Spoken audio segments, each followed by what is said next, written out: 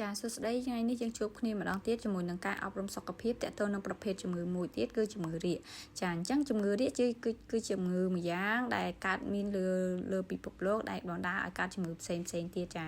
អញ្ចឹងនៅក្នុងនោះជំងឺរាគវាប៉ះពាល់ដល់កុមារដូចជាទាំងកាយសម្បទារាងកាយបញ្ញាធ្វើឲ្យកុមារមានផ្សេងទៀតនឹងពិបាកនឹងបើមិនបានព្យាបាលទាន់ពេលវេលាចាអញ្ចឹងទី2គឺមូលហេតុអីបានជាកើតជំងឺរាគចាជំងឺរាគភាគច្រើនគឺបណ្ដាលមកពីបាក់តេរីវីរុសឬប៉ារ៉ាស៊ីតដែលចម្លងនៅក្នុង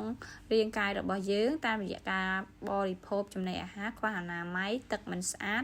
ដៃមិនស្អាតសត្វរុយនិងការបត់ជើងទី3យើងនិយាយពីរោគសញ្ញានៃជំងឺរាគអញ្ចឹងយើងឃើញថាមានរោគសញ្ញាមួយចំនួនដែលយើងអាចកត់សម្គាល់ថាវាជាប្រភេទជាជំងឺរាគដូចជាឧស្សាហ៍ជុះមកសិតទឹកបង្កើតផតដង្ហើមផតចូលចំពោះកុមារតូចបបោមាត់ស្ងួតភ្នែកខូងឈឺពោះបែបរមួលឈឺពោះក្តៅខ្លួនមានឈាមតាមលិមួកខ្សោះជាតិទឹកស្រេកទឹកបត់ជើងតូចនោមតិច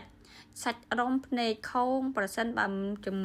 ងឺក្អួតទៀតនោះបង្ហាញថាអ្នកជំងឺមានសភាពកាន់តែធ្ងន់ធ្ងរត្រូវដូច្នេះត្រូវបញ្ជូនទៅមន្ទីរពេទ្យឬក៏មណ្ឌលសុខភាពជាបន្ទាន់ចាអញ្ចឹងយើងឃើញថាហេតុអីបានជាអ្នកជំងឺរាគភាគច្រើនមានស្ងួតបបោមាត់ដោយសារតែពេលយើងបត់ជើងមកគឺសុទ្ធតែជាតិទឹកអញ្ចឹងទៅតាមសាច់ដុំយើងនៃកោសិការបស់យើងទាំងអស់ហ្នឹងភាគច្រើនសាច់ដុំគឺទ្រទ្រង់ដោយសារទឹកអញ្ចឹងកាលណាទឹកចេញមកច្រើនផុតកំណត់ពេកវាប៉ះពាល់ដល់ធ្វើឲ្យយើងឆាប់ស្លក់ភ្នែកជាងគេពីព្រោះអីរង្វង់ភ្នែកគឺជាកត្តាមួយដែលមានចាចុះចំណុចទី3យើងធ្វើម៉េចដើម្បីបង្ការជំងឺរាគយើងបានចាអញ្ចឹងឥឡូវយើងមើលរូបភាពយើងឃើញហើយអញ្ចឹងទី1យើងត្រូវបត់ជើងតូចនិងធំហ្នឹងនៅក្នុងបង្គន់អនាម័យចំណីអាហារគ្រប់ប្រភេទត្រូវលាងសម្អាតនិងចម្អិនឲ្យបានត្រឹមត្រូវទុកដាក់សំចំណីអាហារឆ្អិនហើយនឹងឆៅហ្នឹងដាច់ដោយឡែកពីគ្នាកុំបរិភោគទឹកឆ្អៅឬក៏ទឹកដែលមិនស្អាតអ្វីដែលសម្ភារៈដែលយើងប្រើប្រាស់ហ្នឹងត្រូវតែមានអនាម័យជាប្រចាំម្យ៉ាងទៀតកាលណាយើងចម្អិនហើយដៃយើងអត់ស្អាតយើងទៅ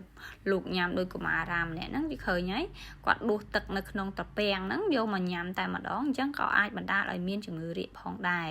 ចាចំពោះអ្នកដែលមានអនាម័យគឺគេយកទឹកមកហើយគេត្រូវយកទៅដួសយកទៅចំអិនឲ្យបានឆ្អិនល្អហើយត្រូវគ្របទុកដាក់ឲ្យបានចំណែកឯឧបករណ៍សម្រាប់ផ្ទុកទឹកហ្នឹងក៏គេត្រូវបានលាងសម្អាតជារៀងរាល់ថ្ងៃរាល់ពេលដែរដូចមើលរូបភាពយើងឃើញហើយថាគេកំពុងតែលាងពាងលាងសម្ភារៈដែលគេប្រើប្រាស់ហ្នឹងគឺទុកដាក់ឲ្យមានរបៀបពីព្រោះអីសត្វឲ្យនៅជុំវិញហ្នឹងច្រើនមានមេរោគជំងឺរាគគឺកើតមកដោយសារតែកង្វះចំណីកង្វះអនាម័យទៅលើការបរិភោគការរស់នៅតែប៉ុណ្ណោះអញ្ចឹងដើម្បីបង្ការជំងឺរាគយើងទាំងអស់គ្នាត្រូវព្យាយាមញ៉ាំបន្លែផ្លែឈើណាដែលមានអនាម័យលាងសម្អាតឲ្យបានត្រឹមត្រូវចម្អិនឲ្យបានឆ្អិនល្អហើយទុកដាក់ឲ្យបានល្អផងដែរ